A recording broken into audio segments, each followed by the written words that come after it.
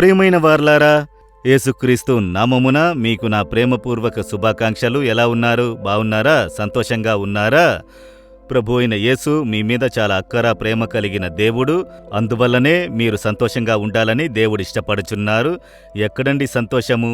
ఏం కార్యం జరగనంటున్నది? దాని కొరకు ఎన్నో ప్రయత్నాలు చేస్తున్నాను, ప్రయాసపడుతున్నాను, ప్రార్థిస్తున్నాను, జరగనంటున్నది అని అనుకుంటున్నారా? దేనికి భయపడకండి. ఈ దినం దేవుడు మీకొక వాక్కునిచ్చుచున్నారు. ఏంటో తెలుసా? 84వ కీర్తన 11వ వచనములో, యెహోవా కృపయు ఘనతయు అనుగ్రహించును, యథార్థముగా ప్రవర్తించు వారికి ఆయన మేలును చెయ్యక మానడు. మేలు చెయ్యకుండా ఆయన ఉండరు. యథార్థముగా ప్రవర్తించు వారికి ఆయన మేలు చెయ్యక మానడు. కనుక మీకొక మేలు అవసరమై ఉన్నది. అది పిల్లల వివాహ కార్యమై ఉండవచ్చు, చదువు విషయమై ఉండవచ్చు, బిజినెస్ కార్యమై ఉండవచ్చు, సేవా కార్యమై ఉండవచ్చు. ఒక మేలైన కార్యము జరగాలి. ఇంతవరకు జరగలేదని కదా సోలిపోయి ఉన్నారు. దేవుడు చెబుతున్నారు, ఆ మేలును ప్రభువు మీకు అనుగ్రహించును. ఇప్పుడు ఈ దినము నుండి మీరు మార్పును చూసెదరు. మీరు విశ్వసించుడి. మేలైనది దేవుడు మీకు వాక్కునిచ్చారు. మేలును చెయ్యకుండా ఉండరు. కనుక ఎందుకు నేను విశ్వసించుచున్నాను, ప్రార్థిస్తున్నాను కదా, ఎందుకు జరగడం లేదనంటే, ఆ వాక్యంలో ఏమని చెప్పబడి ఉన్నది? యథార్థముగా నడుచు వారికి. కనుక ఎవరికి దేవుడా మేలును చేయునట? యథార్థముగా నడుచువారికి. నేను ప్రార్థిస్తున్నాను కదా, వేదమును చదువుతున్నాను కదా, విశ్వసిస్తున్నాను కదా, అవన్నీ అవసరమే. అయితే ఇవి మాత్రము ఉంటే చాలదు. మనము యథార్థముగా నడుచుకొనవలెనని దేవుడు ఇష్టపడుచున్నారు. అంటే ఏమిటి అని అనుకుంటున్నారా? యథార్థమైనది అంటే బ్లేమ్లెస్, అదేమనగా నిందారహితమైన ఒక జీవితము జీవించుట. వారికి దేవుడు మేలు చేయునట. దేవుడు ఒకసారి అబ్రహాముకి దర్శనమయ్యి చెబుతున్నారు, అబ్రహామా, నీవు నా ఎదుట నిందారహితుడివై యథార్థముతో నడుచుకొనుము, అప్పుడు నేను నిన్ను ఆశీర్వదించి విస్తరింపజేసేదని అంటున్నారు. యథార్థముగా ఉండు, నిందారహితుడవై ఉండుటకు జాగ్రత్త కలిగి ఉండుము అని దేవుడు చెబుతున్నారు. సేవకులు దేవుని దర్శించినప్పుడు యేసు చెబుతున్నారు, బల నమ్మకమైన మంచి దాసుడా, వారే పరలోకంలో ప్రవేశించగలరు.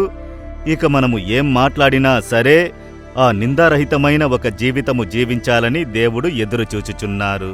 అలా అంటే ఏమిటని అడిగితే, మీరు పనిచేస్తూ ఉంటే నిందారహితులుగా మీ పనిలో నమ్మకంగా ఉండాలి, సమయానికి వెళ్ళాలి, కఠినంగా శ్రమపడి పనిచేయాలి, జీతానికి తగినట్లుగా శ్రమపడాలి, అందులో యథార్థం కలిగిన వారుగా ఉండాలి.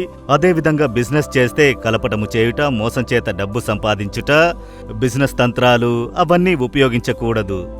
యథార్థమైన మార్గంలో సంపాదించాలి. వారికి మాత్రమే ప్రభు మేలు చేయును. సేవ చేస్తే కూడా ధన ఆశ లేకుండా, స్థిరాస్తి మీద వ్యామోహం లేకుండా, ప్రజల వద్ద కానుకలు దోచుకోవాలన్న ఆలోచన లేకుండా ప్రభు కొరకు మీరు యథార్థంగా సేవ చేశారంటే ప్రభు మీకు మేలైనది చేయును. మీరు ఏమి చేయుచున్నారు? చదువుకుంటున్నారా? పని చేయుచున్నారా? బిజినెస్ చేయుచున్నారా? ఏమి చేసినను యథార్థమైన పరిస్థితిలో మీ జీవితము ఉన్నది. దాన్ని కాపాడుకోవడం చాలా ముఖ్యము. లంచం తీసుకుని వారిని దేవుడెలా ఆశీర్వదించగలరు? పనిలో యథార్థత లేని వారిని ఎలా ఆశీర్వదించగలరు? కుటుంబంలో యథార్థత లేని వారిని ప్రభు ఎలా ఆశీర్వదించగలరు? సేవలో యథార్థత లేని వారికి ఎలా మేలు చేయగలరు? యోచించి చూడండి. కనుక ఇప్పుడు ఒక తీర్మానము చేయుడి, దేవా, నేను యథార్థముగా నడుచుకొనుటకు నన్ను సమర్పించుకుంటున్నాను. నిందారహితమైన జీవితం నేను జీవించుటకు నన్ను సమర్పించుకుంటున్నాను అని చెప్పి మిమ్ములను సమర్పించుకున్నారంటే మేలైనది ప్రభువు వెంటనే నెరవేర్చుట చూచెదరు, ఆటంకములను తొలగించెదరు. సమర్పించుకుంటారా? ఎక్కడో మీరు యథార్థతను తప్పిపోయారు.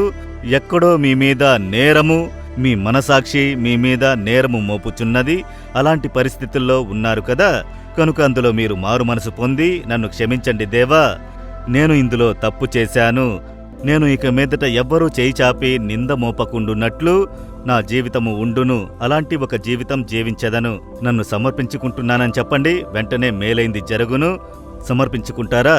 దేవా, నిందారహితమైన ఒక జీవితం జీవించుటకు నన్ను సమర్పించుకుంటున్నాను. మీరు నాకు మేలైంది జరిగించెదరు. నేను విశ్వసించుచున్నాను. నా కొరతలు, తప్పులు క్షమించి ఈ దినం మొదలుకొని నేను నిందారహితమైన జీవితం జీవించుటకు నాకు సహాయం చేయుడి, ఆశీర్వదించుడి. యేసు నామములో ప్రార్థిస్తున్నాను తండ్రి. Amen, amen.